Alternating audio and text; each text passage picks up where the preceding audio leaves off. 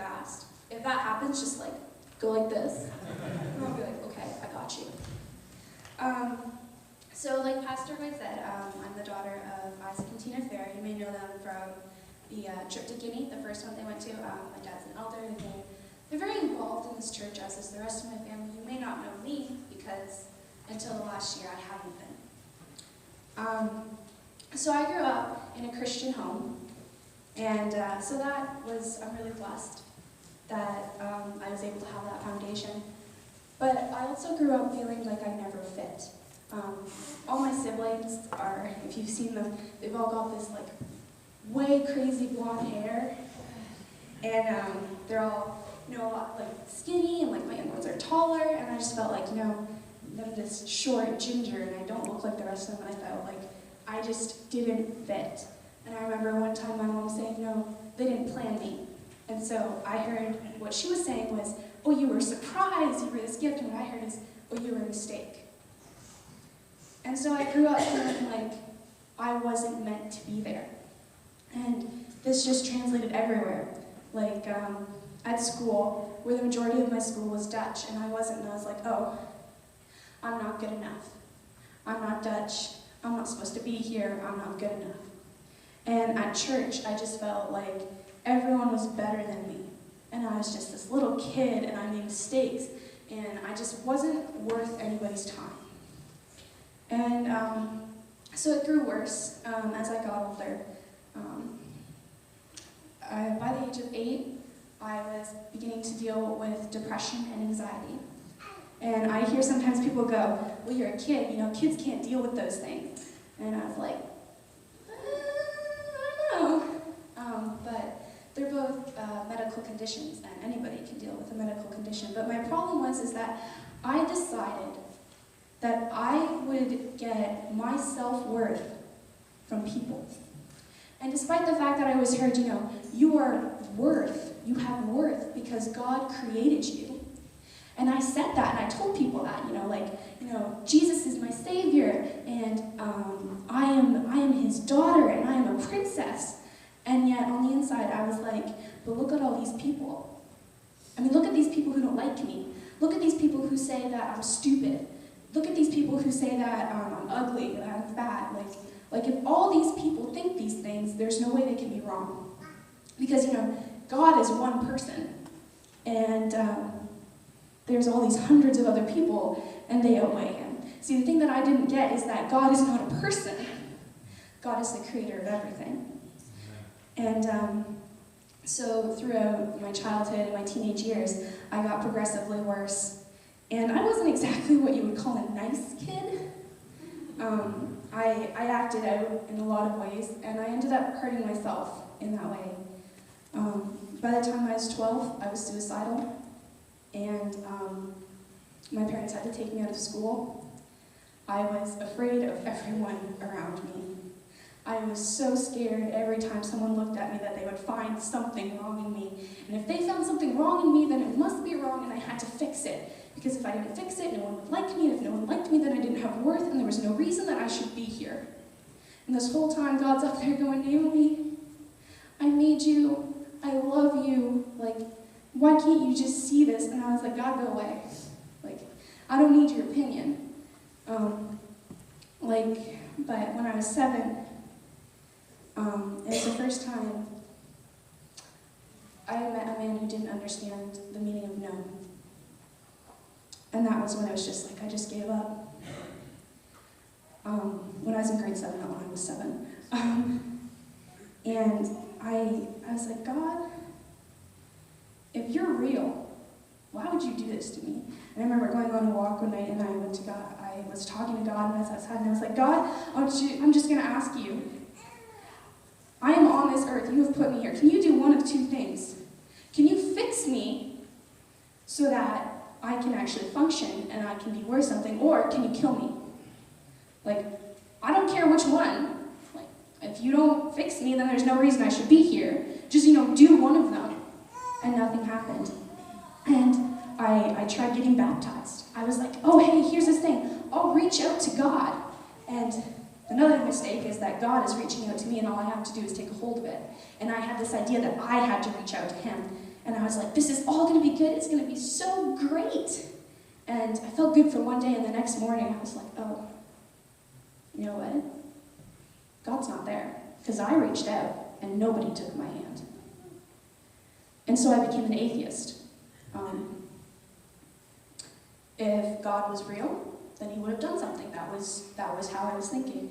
And I turned away, and I remember at school I was still this great kid, when I went back, and I was this kid who knew all the Bible verses, and I knew all the answers to theology. And I remember one day being in the truck with my dad. We would go on rides a lot, and we had this really deep conversation about our faith. And I got out of that vehicle, and I just felt horrible. I was like, I don't believe this. I'm talking with my dad, this man who has raised me, has loved me, and he is so proud of the fact that I am this Christian who is following God, and I don't even believe that he exists. And so I was caught in this space where I was pretending to be someone I wasn't, and I hated myself, and I was afraid of everyone, and I was angry at God, even though I refused to admit he existed, and I became angry at the church, and I became angry at Christians. I became angry at everything associated with this God that I refused to admit existed. And I began to hurt myself. I began to cut. I began to burn. I began to choke myself when I was angry. I stopped eating because I wanted to be skinny. And I just went down and down and down. And finally I was like, you know what? I'm just holding on.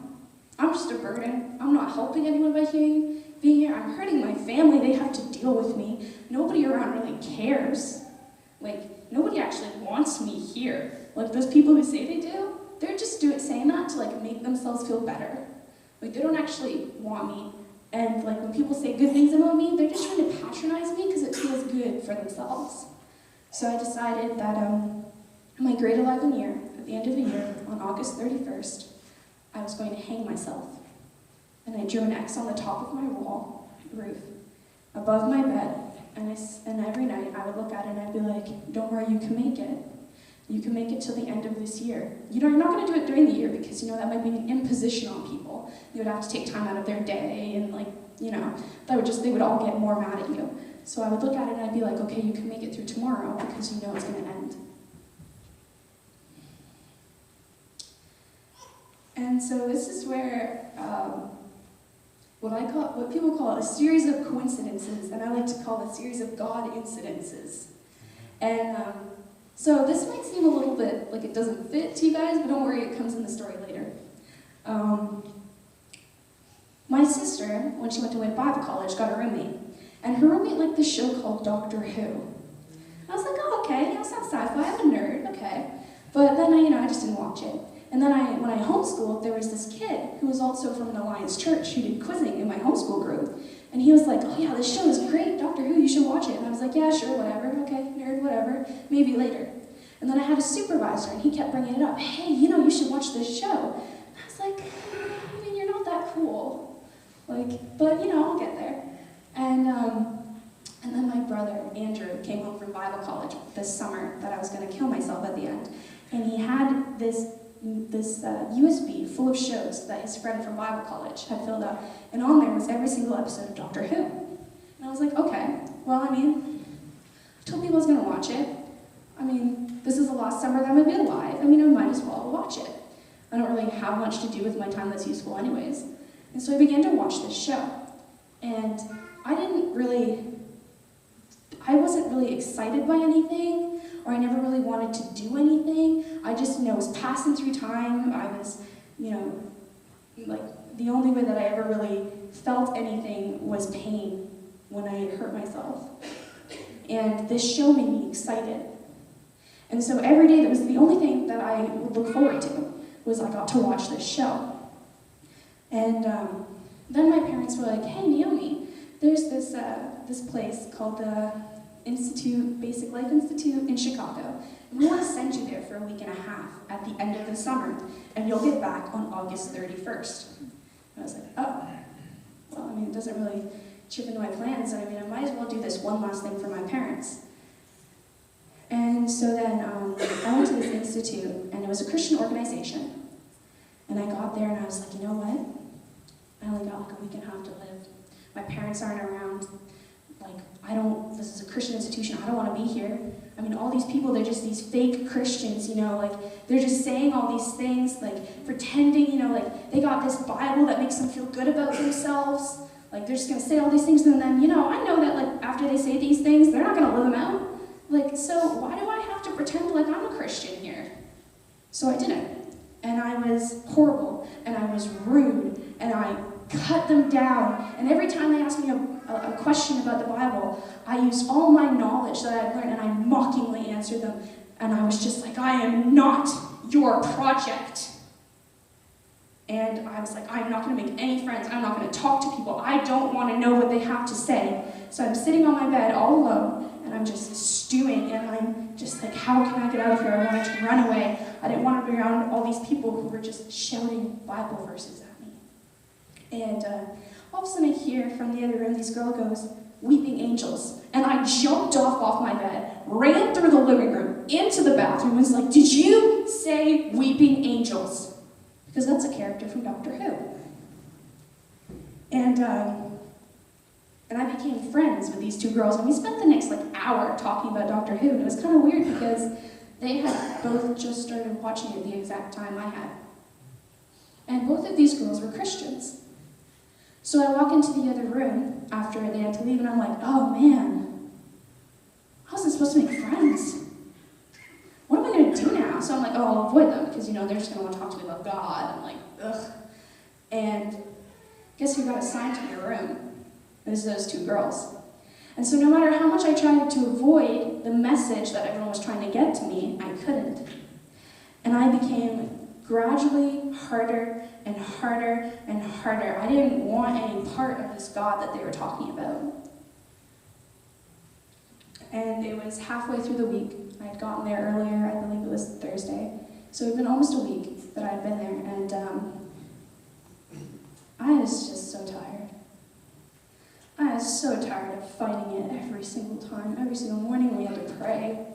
Every single time they sent us off to read our Bible, and I would just sit there with my headphones in and listen to music that definitely did not glorify God. My self-harm was escalating, and I was just like, what am I doing? I can't do this anymore. And I had this massive panic attack, and I felt like I was dying, and I was like, hey, if I feel like I'm dying, why don't I just die? I mean, what's the point of waiting till I get home? And so we were on a lake, and I was like, you know what I'm going to do? I'm going to jump in that lake. I'm going to jump in that lake, and I'm going to make sure I never get out of that lake. And so I knew I couldn't go through my hallway, because I would have to go back. My supervisor, the people who watched over us, I would have to go past their room, and no way I would get outside. They were watching me all the time. They were going to go through my stuff. They were going to find everything.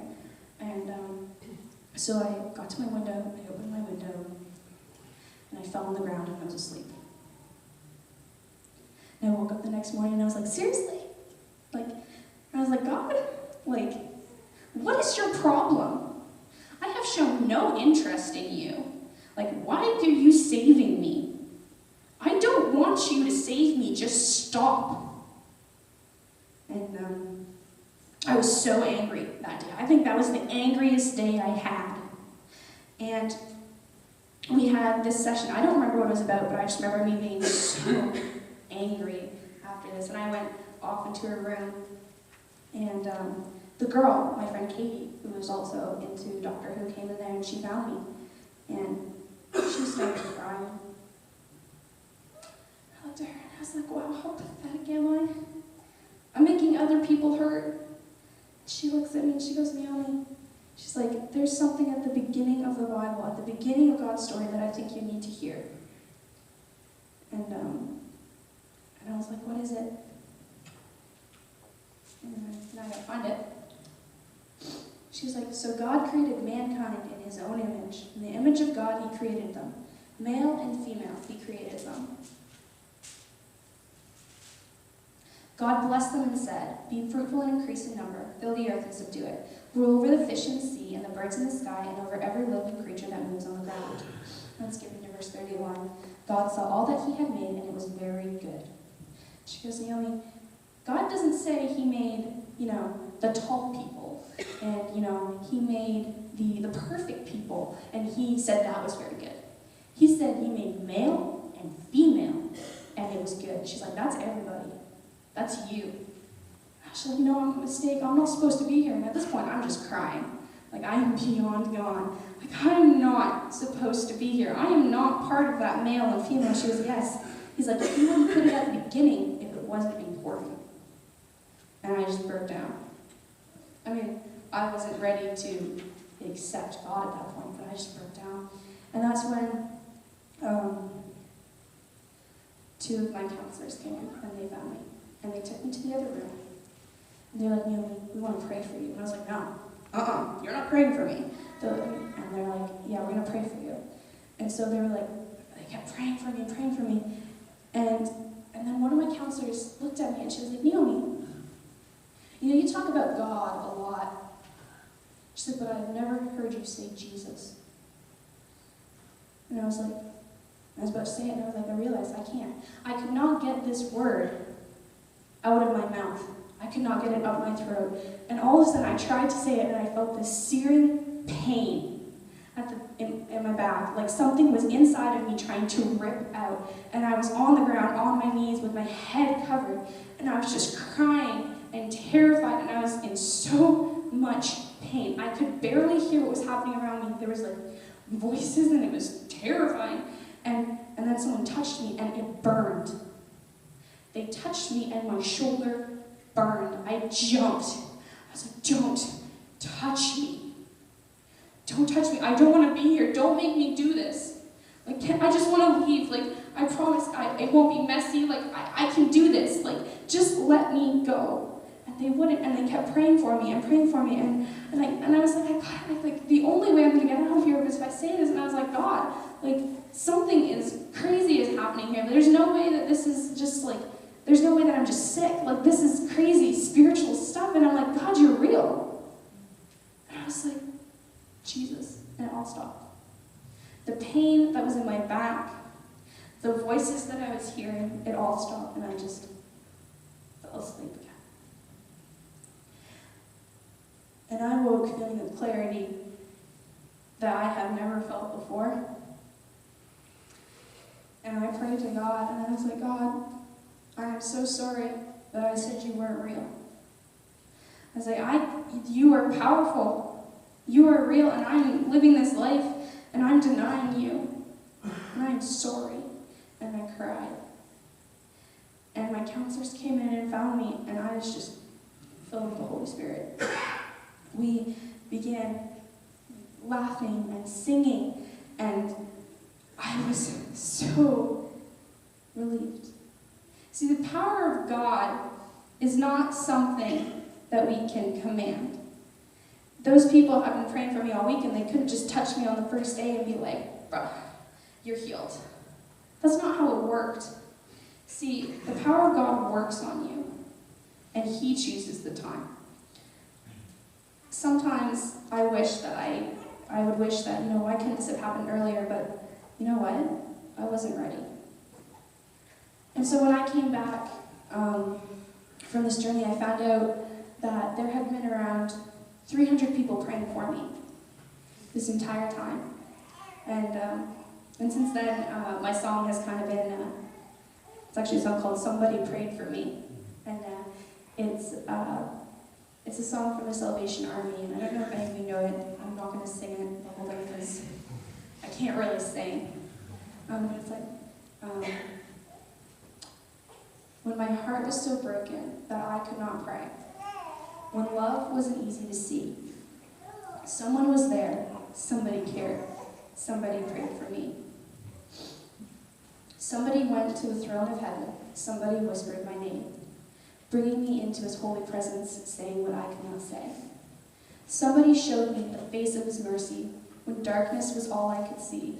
Somebody pleaded the blood of Jesus. Somebody prayed for me. And it's a song that has stayed with me ever since. When I came back, I wasn't just miraculously healed. I had Jesus by my side. And I still struggle with the fact that I have to place myself in his hands, and that I have worth because I am his child. It actually became, my struggle with depression and anxiety became much worse when I came back, because now the devil didn't have me in his grasp anymore, and he was fighting to get me back. And so everything was just, I had acknowledged God, and so now I had to let him do his work. And I was this kid who had been like all my life, like, nah, I'm on my own. I do this. I'm going to do this. And all of a sudden I had to give everything over to God, and it was hard. My parents, while I was gone, went into my room, and they found my pre-prepared suicide note and everything I had in there. And whenever I felt something, I would write it on the walls. And so they had kind of this shock. They knew something was going on. They didn't know how bad it was, but they had this shock while I was gone of finding out where I was. And so they took me out of school. My parents are amazing. My family has been amazingly supportive. This church, I thank you all so much for all the support you've given my family. And so I've learned 3 very important lessons. I've learned a lot more, but I mean, I'm going to outline 3 of them. One is I can't fix myself. The other is that other people can't fix me, that I can't fix other people. And the third is that God, who is the creator of all things, is the only one who owns the patent. He's the only one who actually knows how to fix me, and I have to give myself up to him. And he's helping me. And every day I learn a little more, how to give myself up to him. Because people say that, you just give yourself up to God, but that's a lot harder than it sounds. So every day I'm learning a little bit more. God, here, take it. God, help me. And it's been an amazing journey, and I'd like to thank you all for being a part of it. Thank you.